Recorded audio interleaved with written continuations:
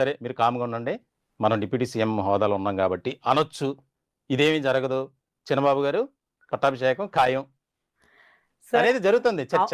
సరే జరుగుతుంది. కానీ కళ్యాణ్ గారికి ఏం తెలుసంటే, లోకేష్ ఎప్పుడైతే సీఎం పదవికెళ్తాడో, వీళ్ళందరూ నా మీదే తిరగబడతారు.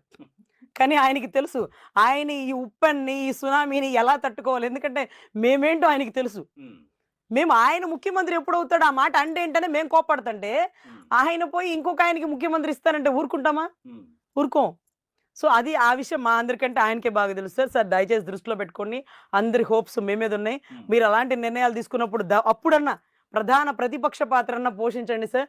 అంతేగాని అలా ముఖ్యమంత్రి అనేది అసలు నాట్ యాక్సెప్టబుల్ సార్. అది అసలు ఊహించదగిందే కాదు.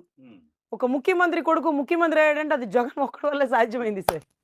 మీరు చూడండి 2 రాష్ట్రాలలో ఎక్కడ ఒక ముఖ్యమంత్రి కొడుకు ఒక ముఖ్యమంత్రి అయిన చరిత్ర కనీసం ఉప ముఖ్యమంత్రి కాదు గదా! ఆయన కూడా లేదు.